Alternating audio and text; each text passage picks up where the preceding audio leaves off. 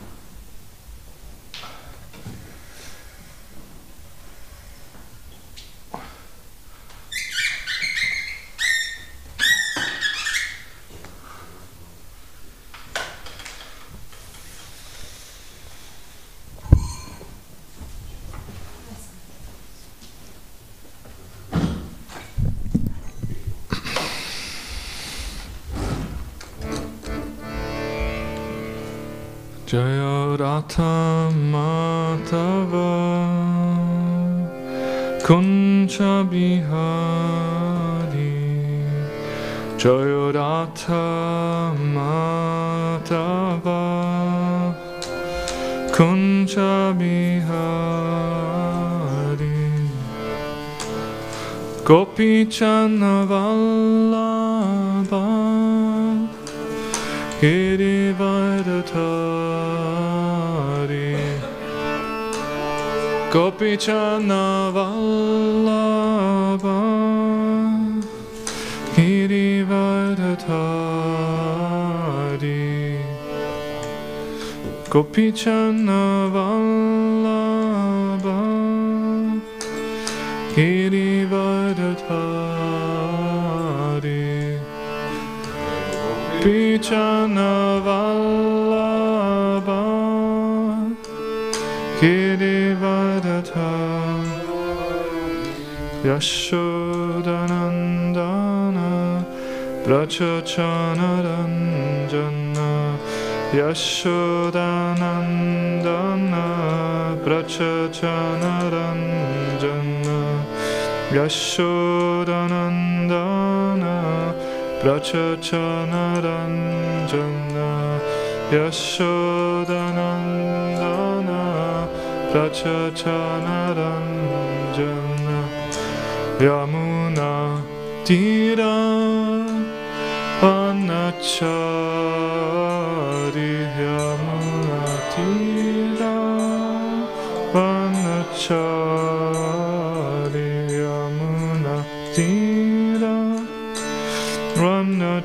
Vanachari Yamuna Tira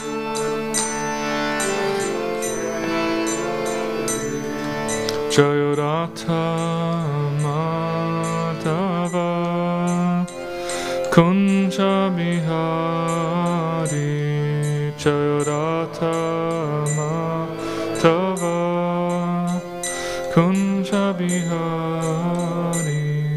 Hare Krishna, Hare Krishna, Krishna Krishna, Hare Hare, Hare Rama, Hare Rama, Rama Rama, Hare Hare, Hare Krishna, Hare Krishna, Krishna Krishna, Hare Hare, Hare Rama, Hare Rama, Rama Rama, Hare Hare, Hare Krishna, Hare Krishna, Krishna Krishna, Hare Hare,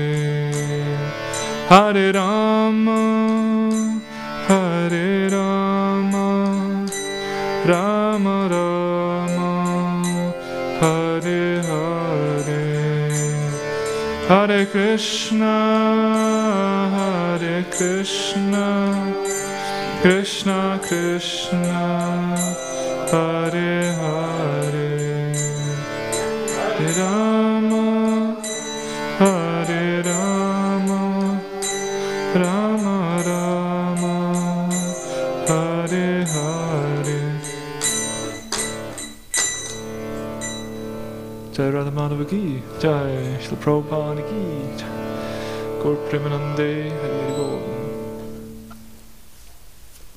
Jai Om Vishnu Pad, Paramahamsa Hari Raj, Jai Satyastashandesi Bhaktivedanta Swami, Srila Prabhupada ki, Grantaraj Srimad Bhagavatam ki, Jai Gaur Premanande. Gloriously assembled devotees, all gloriously assembled devotees, all gloriously assembled devotees, glorious to Sri Sri Guru and Gauranga, glorious to Sri Prabhupada, Jai.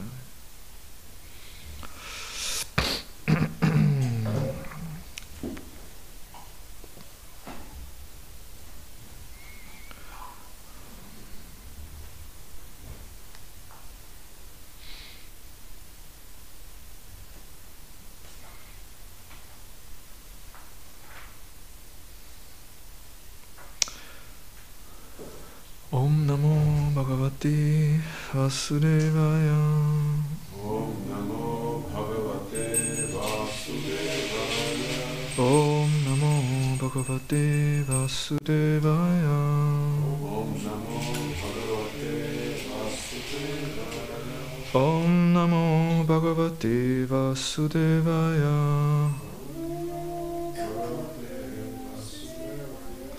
Narayanam Namaskrityam Naram Chaiva Narottamam Devim Saraswatim Vyasam Tato Jadayudiraye Nashta Praeshu Abhadreshu Nityam Bhagavata Sevaya Bhagavati Uttama Shloke Bhaktir Bhavati Nashtiki.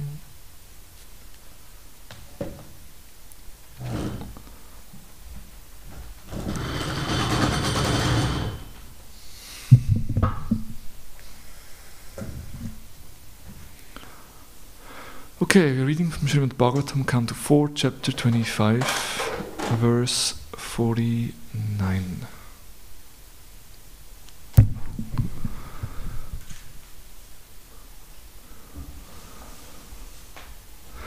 Mukhya nama purashtat dvas. Okay. Mukhya nama purashtat dvas. Tayapana bahudano Vishayo yati purarat. Vishayo yati purarat. Rasagnya vipanan vitaha. Rasagnya vipanan Mukhya nama purushtad dvas. Mukhya nama purushtad dvas. Mukhya nama purushtad dvas. Mukhya nama purushtad dvas. Tayapana bahudano. Tayapana bahudana.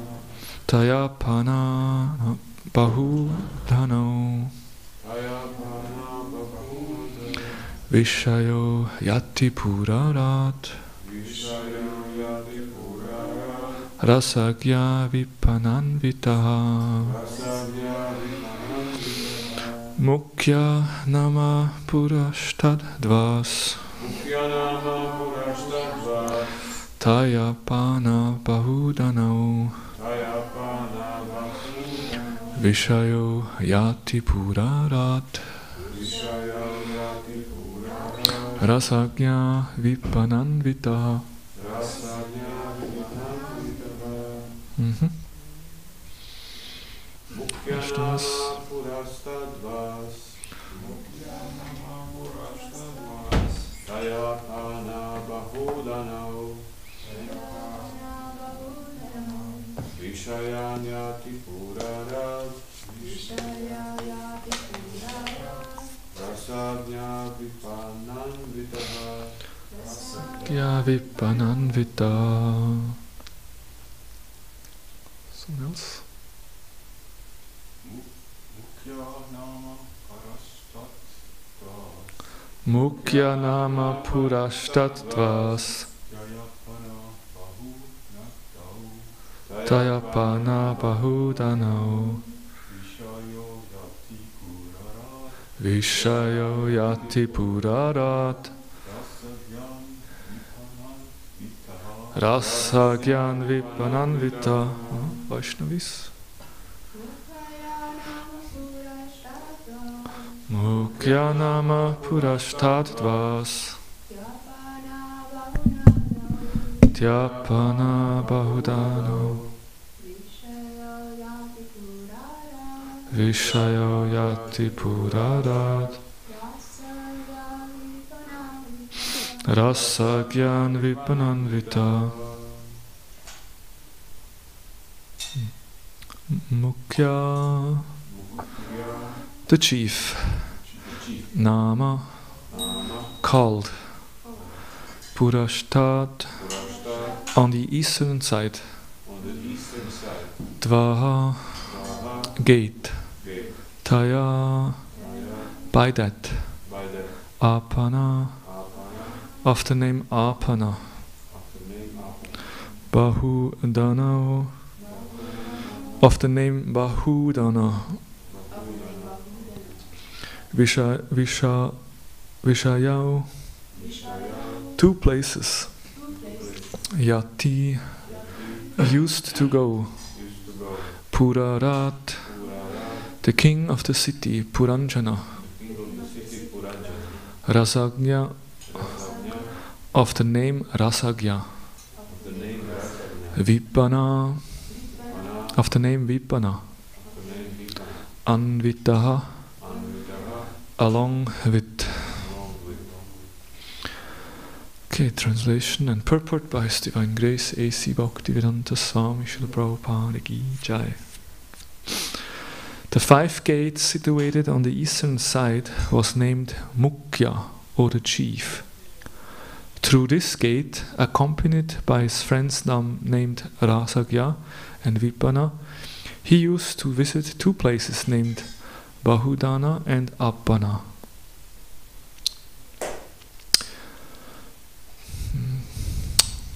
Purport. The mouth is here described as the chief or the most important gate. The mouth is a very important entrance because one has two functions to conduct with the mouth. One function is eating and the other is speaking. Our eating is done with the friend Rasagya, the tongue, which can taste so many different types of foods. The tongue is also used for speaking, and it can speak of either material sense enjoyment or Vedic knowledge. Of course, here material sense enjoyment is stressed. Therefore, the word rasagya is used. End of the purport. Om Jnanatimirandasya Gananchana Shalakaya Chakshuran Militam Yena Tasmai Shri Gurave Namaha Shri Chaitanya Namo Bhistam Stapitam Yena Bhutale Swayam Rupa Kadamayam Dadati Swapadantikam Vanchakalpatarubhyascha Kripa Sindhubhya Evacha Paditanam Papanibhyo Vaishnavebhyo Namo Namaha Namam Vishnu Padaya Krishna Prestaya Bhutale Srimate Bhaktivedanta Swami Niti Namine Namaste Saraswati Deve Gauravani Pracharine Nirvishesha Shunyavadi Paschatya Deshatarine Jaya Sri Krishna Chaitanya Prabhu Nityananda Shri Advaita Gadadhar Shivasari Gaura Bhakta Vrinda Hare Krishna Krishna Krishna Hare Hare Hare Rama Rama Rama Hare Hare.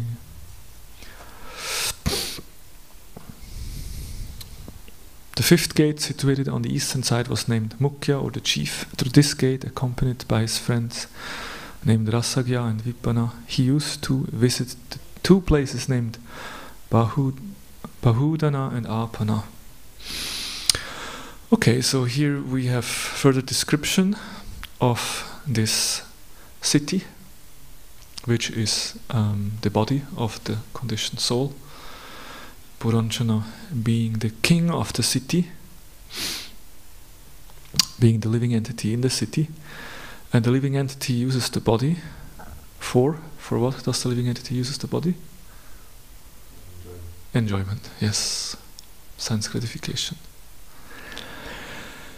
And that city has different gates, 9 gates, through which the living entity can interact, and here the gate of the mouth, Mukhya, is described, and Prabhupada explains that this is the chief gate, or a very important gate, and that this gate, the mouth, has 2 functions, which is mainly to produce sound, to speak, and also to accept food, which gives the nourishment to the body. And from that we can understand that the mouth is very important. And so eating and speaking are essential. And of course, as Prabhupada says, the mouth, either one can speak about sense enjoyment, or one can speak about the Vedic knowledge. And of course, one can eat bhoga, or one can eat prasadam. And in any case, it will have a great effect on our consciousness in whatever we do in regards to our eating and speaking. And of course, we know that's why Rupa Goswami instructs in the Upadeshamrita, Vajo vigam manasa kruda vigam jiva vigam mudara pashta vigam ithan viganyo vijayta dira savam abhimam priti sashishyat. And we have this Vajo vigam and jiva vigam. So these both are there.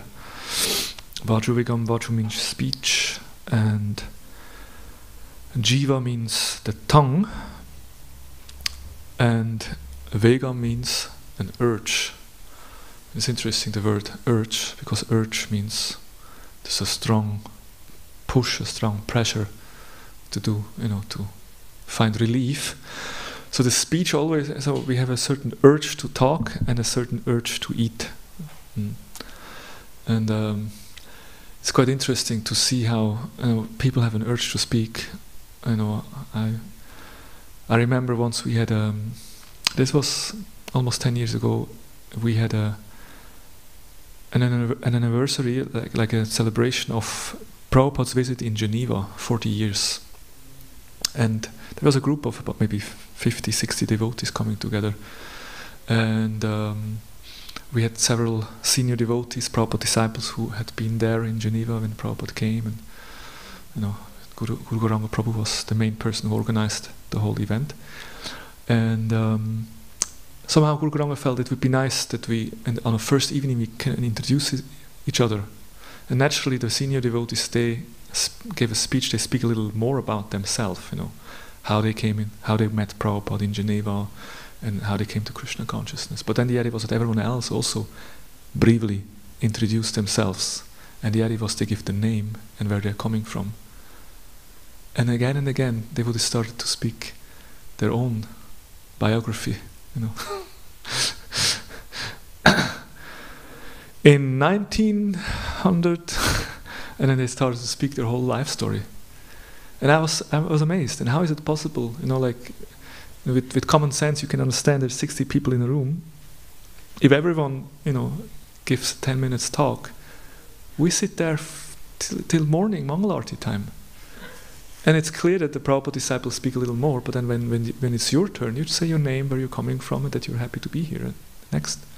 But again and again, although even moderators said, please keep it short, some people just... And why? Urge to speak.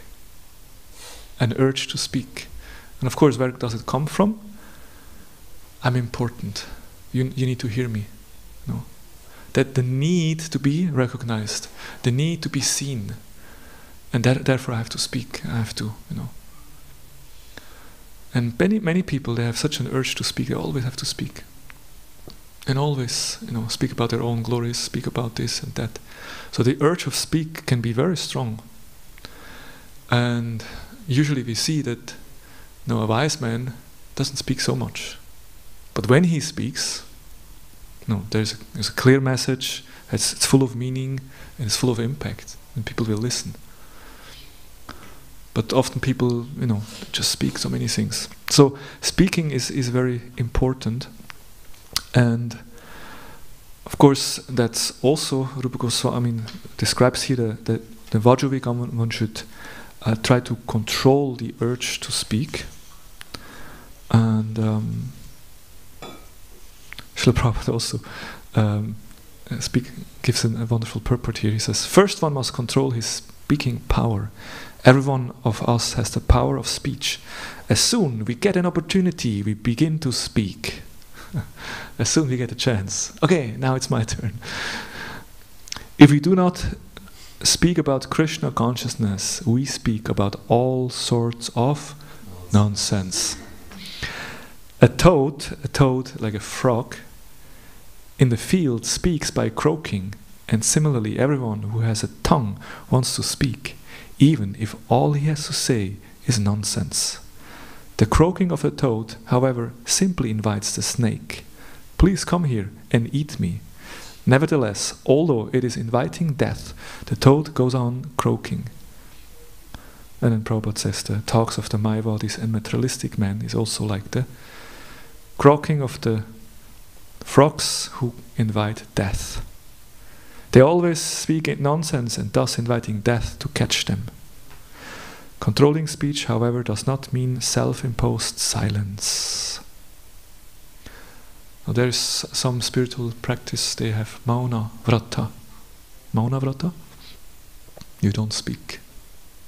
And in India you have people, they have some yogis, some babas, they have taken mauna vrata for not speaking for the last 20, 30 years or something. But then they have a little board and they write down, please, chapati please.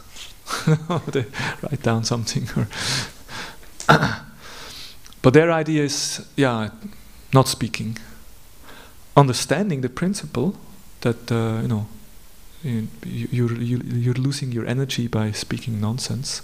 And if you actually be silent, that actually also generates some shakti, some energy. But, Prabhupada explains, the Krishna conscious approach is different. The meaning of controlled speech conveyed by Srila Rupa Goswami advocates the positive process of Krishna Katha, engaging the speeching process in glorifying the Supreme Lord Shri Krishna. The tongue can thus glorify the name, form, qualities and pastimes of the Lord. And that's considered mauna in the Krishna conscious sense. It's interesting, I always have to remember Bhakti Tirtha Maharaj when I speak about this topic. some of you may know that in his childhood, Bhakti Tirtha Maharaj, as a small boy, he had a speaking, how you say it, like an inability, impediment, yeah, like stottern. He would can't sometimes getting stuck and can't continue to speak, which is, that many people have this can happen, and then there's some ways to try to overcome that. So, but he had that challenge. But then he grew up in a very religious family and in a Christian family. So whenever he spoke about God, there was no stopping. There was just a flow of speech without any hindrance. And he was quite, he would talk in some radio show or some programs, and he was recognized as someone who spoke nicely about God. But as soon as he stepped down the stage and had an ordinary talk, then again this hindrance came. As if God wanted him only to speak about, glorify the Lord, only about that. Like it was like an indication. You are meant to glorify the Lord. So, it's nice. No need to speak so much in general. But if you get a chance to speak about the Lord, then you should speak as much you can. Like Prithu Maharaj is praying, let me have millions of ears to hear Krishna Katha. Or like Rupa Goswami says, let me have millions of tongue to, how much nectar is there in this name, Krishna, Krishna, these 2 syllables. How much nectar is there? Let me have millions of tongues to glorify the Lord. So that's the proper way of using the tongue in glorifying the Lord. And there's another nice purport where Prabhupada speaks about the importance of speech. Let me see. I'm not so well prepared. I have to quickly search it. The second chapter of the Bhagavad Gita, Lord Krishna describes how to control one's senses, and Arjuna is asking then in the 54th shloka about the Sthita Prajna. What is a Sthita Prajna? A Sthita Prajna is a Muni. Yes, a Muni. he's a one who is situated in fixed Krishna consciousness. So Arjuna is asking, oh Krishna, what are the symptoms of one whose consciousness is thus merged in transcendence? How does he speak? What is his language? How does he sit? How does he walk? And then Krishna gives different explanation. And then Srila Prabhupada gives a very interesting purport. He says, as there are symptoms for each and every man in terms of particular situation, similarly one who is Krishna conscious has his particular nature, talking, walking, thinking, feeling. As a rich man has his symptoms by which he is known as a rich man, as a deceased man has his symptoms by which he is known as a deceased, or as a learned man has his symptoms, so a man in Krishna consciousness has specific symptoms in various dealings. So there's always a symptom which indicates, a certain quality of a person. Like, okay, how do you recognize a rich man? He's dressed nice. Yeah, he's dressed, like Tommy Hilfiger, or everyone buys this, but they have special suit and the most fancy clothes, and then watch is usually a symbol. I got it again. We usually have a very expensive watch, and then of course, especially car you can recognize, because if someone comes with a Tesla, you just know this car. I don't know how much is a Tesla. Not so much anymore, huh? Anyway, 100,000 or something. Depends.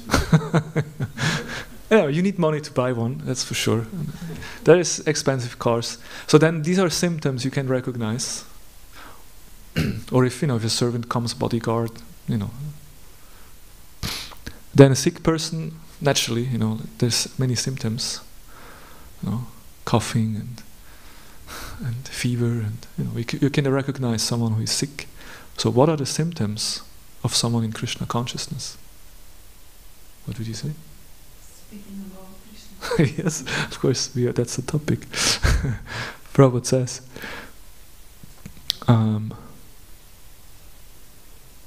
most important, one can know his specific symptoms from the Bhagavad Gita. Gita gives many, like Bhagavad Gita gives many different description of the characteristic of one who is fixed in Krishna consciousness.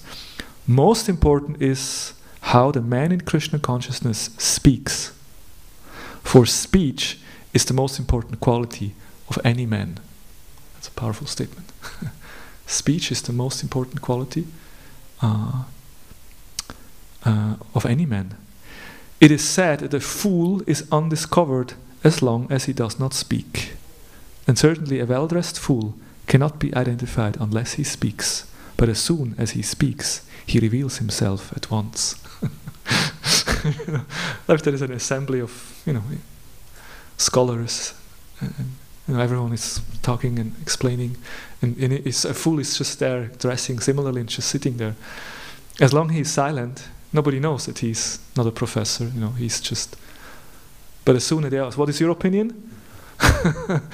and he can't, articulate or express his opinion properly, and then it's revealed that actually he doesn't belong in this assembly. He's actually not a professor. He doesn't know about the matter. So the immediate symptom of a Krishna conscious man is that he speaks only of Krishna and of matters related to him. Other symptoms then automatically follow.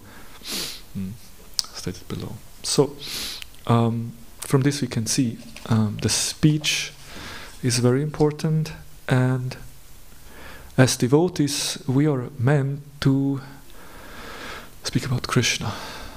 When it says only about Krishna, of course sometimes we have to talk about Prabhu, there is a problem with the bathroom, we needed someone to repair something, of course, but that's also in relation with the Lord's service. As devotees we see everything in the Lord's service. That's there. Still, what we should try to avoid prachalpa, right? And that's also Rupa Goswami describes then later on, that we should avoid speaking the nonsense. Atyara prayasascha prajalpo niyamagraha. That we should talking unnecessarily about mundane subject matters should be avoided. And Prabhupada again brings the example of the frog, just the next purport. And those outside of Krishna conscious movement are interested in reading heaps of newspapers, magazines and novels, solving crossword puzzles and doing many other nonsensical things. Solving crossword puzzles. So Prabhupada considers the crossword puzzles as a nonsensical thing, which is in the category of prajalpa. And then in this fashion, people simply waste their valuable time and energy. In Western countries, old men retire from active life, play cards, fish, watch television, and debate about useless social political issues. All these and other frivolous activities are included in the prachalpa category. Intelligent men, a person interested in Krishna consciousness, should never take part in such activity. And it's interesting, if an outsider reads this, then they would say, "Oh, this is typical fanatical religious, sect." Some old men, they enjoy their pension and they play card. How can you say like this? This is... No, they would... And Prabhupada speaking so heavy. But actually, these words are Prabhupada's compassion. That's the point. No, these words are Prabhupada's compassion, and we know incidences where Prabhupada would ask his devotees on a morning walk, what are they doing? And the disciple explaining, Prabhupada, these old men play golf. What is golf? And they explained, no, there's a ball and you have some stick, and then the goal is to push the ball into the hole. And Prabhupada had tears in his eyes, saying,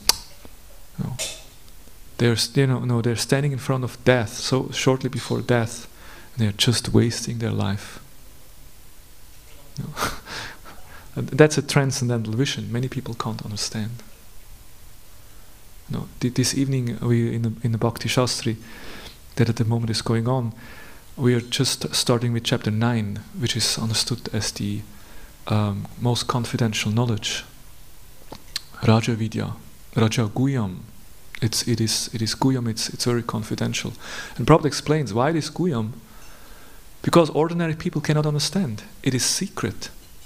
And it's quite interesting, because Bhagavad Gita is available, everyone can read. But an ordinary person, if they read, they can't understand.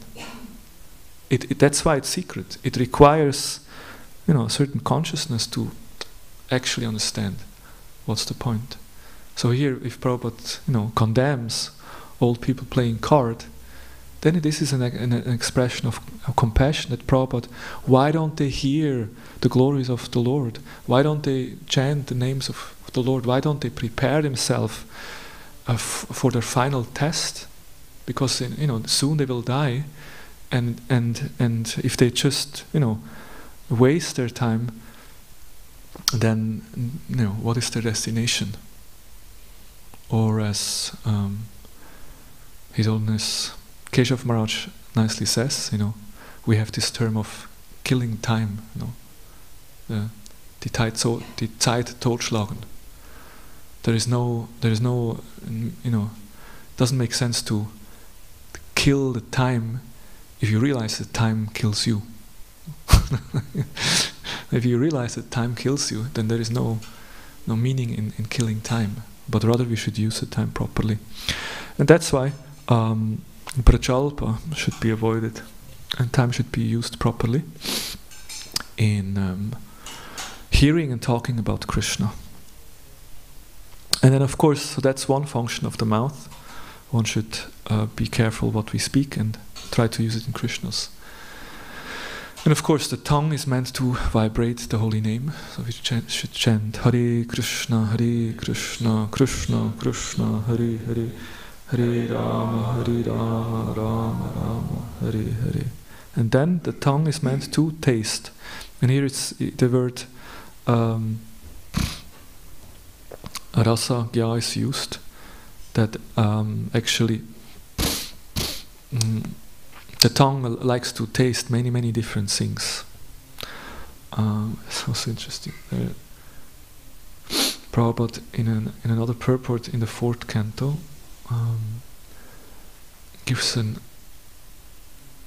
speaks about this.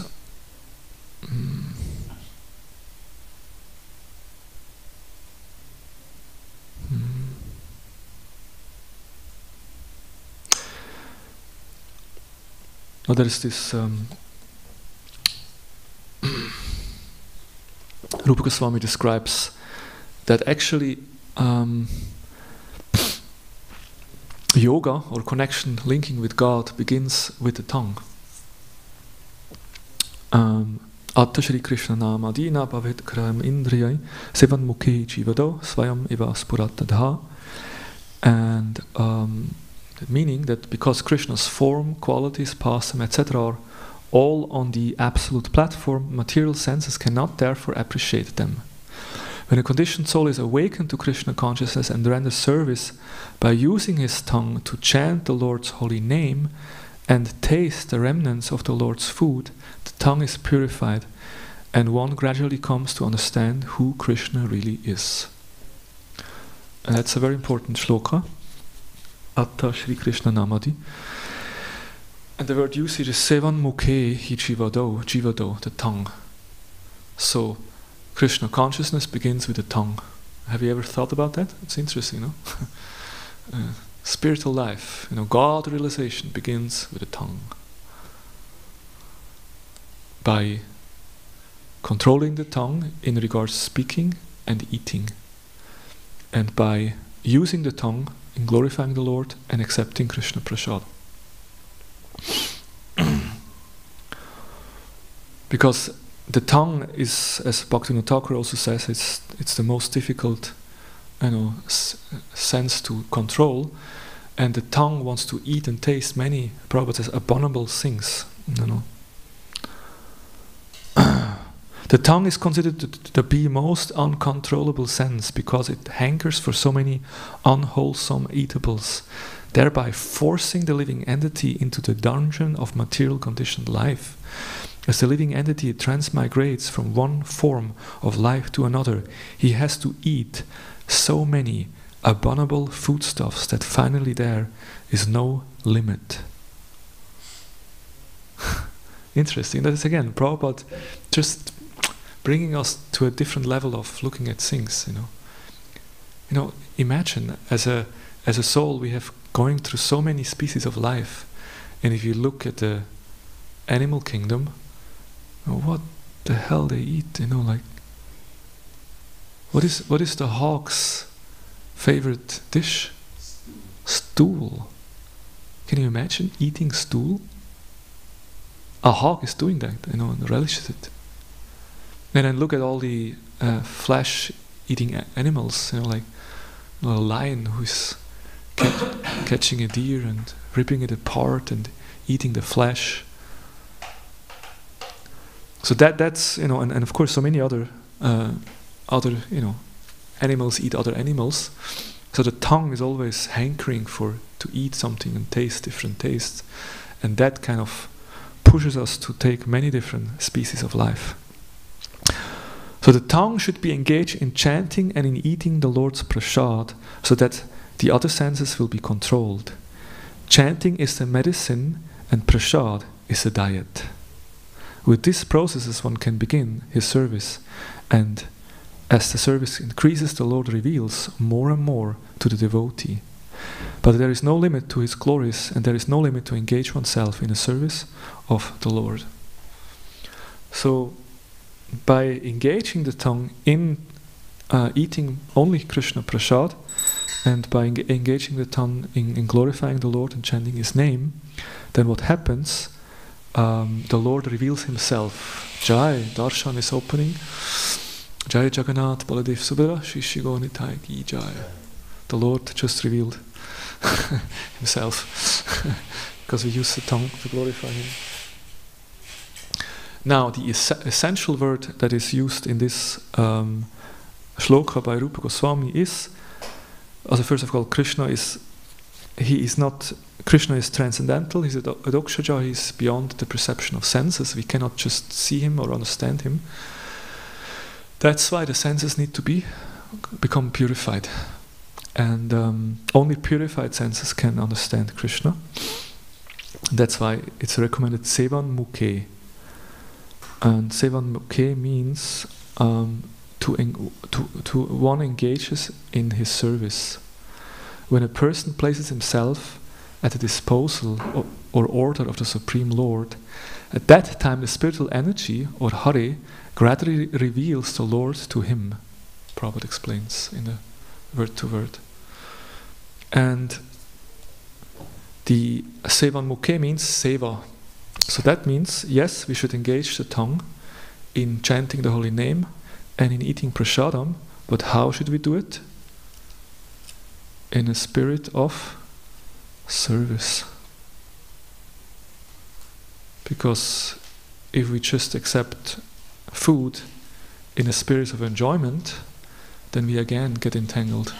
Prabhupada explains it also in the same purport in the Upatishamrita. And Prabhupada is quoting Chaitanya Charitamrita.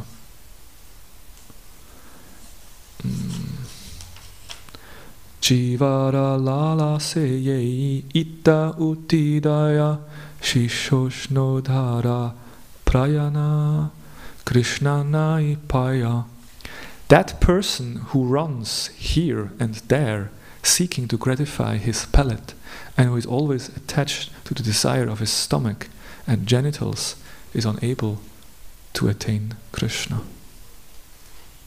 And then, these are instructions from in the Antya Lila to Raghunath Das Goswami.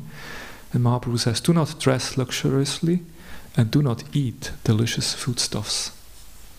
Prabhupada explains that, however, if one accepts prasad only because of his palatable taste and thus eats too much, he also falls prey to try to satisfy the demands of the tongue. So yes, we should take prasadam. That's the way we control. Prasadam is like the diet, we heard. The sadhu is like the sadhu vidya, like the doctor. And the doctor gives medicine. The medicine is the holy name. And the diet is prasadam. But even when we take prasadam, we should not take it with the spirit of, let me enjoy that piece of pizza. Okay, pizza is a bit difficult. If I see a piece of pizza, I also think of enjoying it, I must admit. But that's not the proper attitude. Whether it's pizza, lasagna, or just a plate of rice and dal. But when we accept prasadam, that's why we say we accept prasadam. We not say let's devour a plate of prasad, or let's enjoy. We not even say let's eat prasadam, but we say let's accept prasadam. Why? Because we understand that prasad is not different from the Lord, and it's the Lord's mercy. That's what prasadam means. It's the mercy of the Lord, and in a respectful way we accept it, and we serve. It's prasadam sevaya. It's a service. To honor prasad is another form of devotional service. Something we always have to remind ourselves, because it's so easy to just. Yes, and also it means that even in a temple where there are so many delicious foodstuffs or prasadam, we should learn to tolerate our tongue, tolerate and control our tongue. Sometimes today we had enough sweets, no more. If you just always go for it, that's a problem. So and then the same in chanting. When we chant the holy name, we are meant to chant the holy name in a service spirit. So the intention to serve is at the heartbeat of every thought of a devotee. Therefore, if we wish to realize our own specific relationship to Krishna, we must first enter the service mood. From there, our unique relationship can manifest. This is Sachinanda Maharaj speaking in his book, The Living Name. Everything starts with desire. When we sit down to chant the holy name in japa or kirtan, we must desire to serve. When we sit down and the intention to serve is at the heartbeat. We read this. At initiation, Vaishnavas receive a last name that really is the best name there is, Dasa or Dasi. It indicates that our dharma or essential occupation is to perform service. This essential quality lies dormant in us like the potency of fire within a match. At first, a match gives a flicker or fire, but given the right circumstances, it has the capacity to burn down a whole town. Not even 1,000-strong man can extinguish the full blaze. All started by a little match. Like little flame on a little stick, but that little fire can burn down a whole city. In the same way, every living being has a dormant inner impulse to perform Krishna Seva. It might be only very small at the moment. As soon as we begin to display this mood of service while we chant or perform other bhakti practices, our spiritual nature begins gradually unfold and our specific rasa becomes revealed. So, just as that little fire can increase and become like a huge blazing fire, that desire for service can increase the more we chant the holy name and engage in devotional service. But that desire needs to be cultivated. I want to serve Krishna. I really want to serve. I really want to, and that's something we can try to contemplate. What is my desire to serve to Krishna? What is my desire to serve Srila Prabhupada? How strong is that? Because it is that service spirit that brings the transformation. It says the Sevan Mukhe that yes, Ata Shri Krishna Namadi, that the material senses cannot really understand and grasp the holy name. And it's further described here. Bhaktisiddhanta Saraswati Thakur speaks of the empty medicine capsule. Like you have these capsules in which the medicine is contained. But if you chant the holy name without emotion, without the desire to serve Krishna, just a materialistic person just pronouncing the word, the holy name is always powerful, but the holy name does not reveal itself to a materialistic person. And then the holy name, it has an effect just like an empty medicine capsule.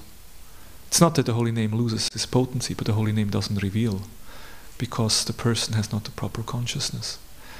So if it says here that the mouth is very important, it's a very important gate.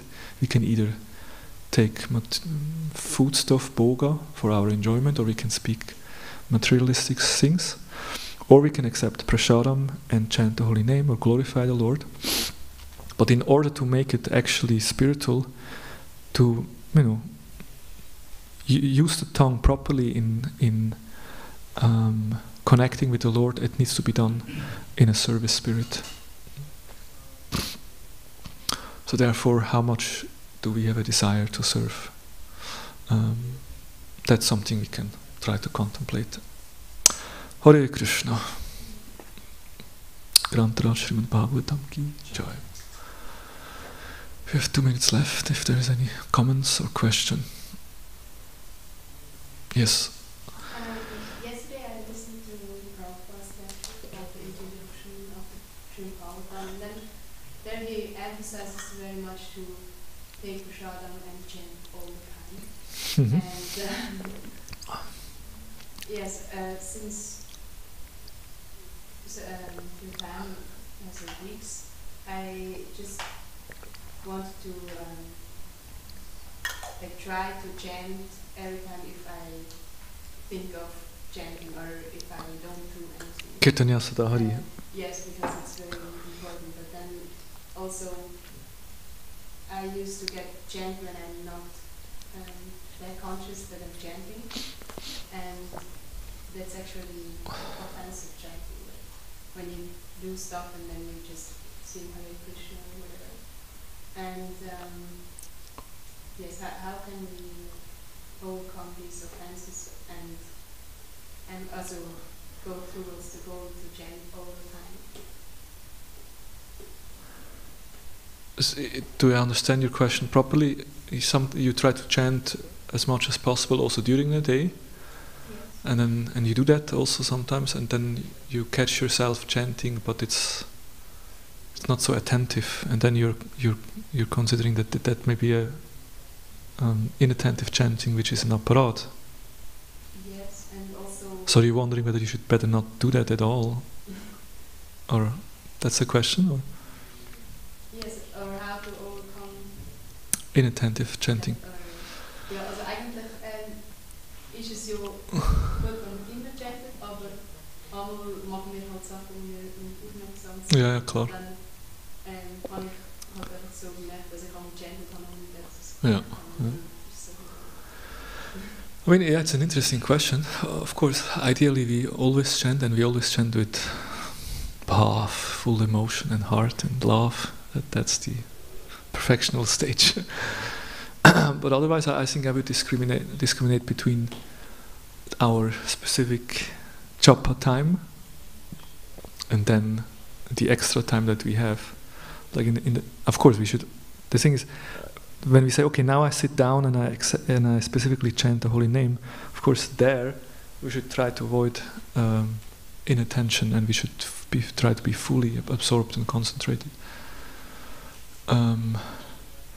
But then if during the day I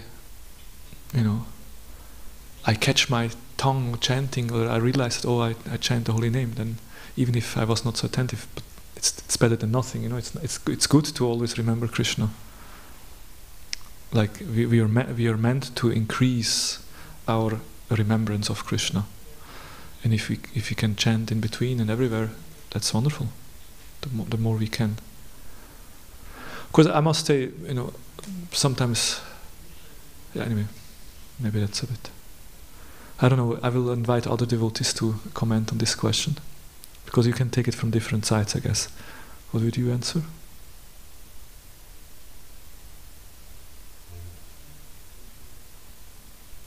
Well, I catch myself chanting and chanting during japa. What speak about? Yeah, that's what I'm saying.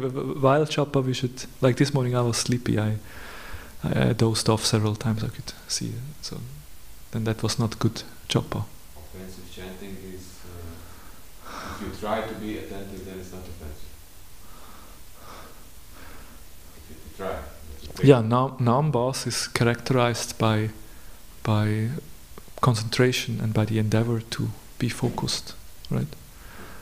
And Nam-aparat is by just letting the mind loose and go in all direction.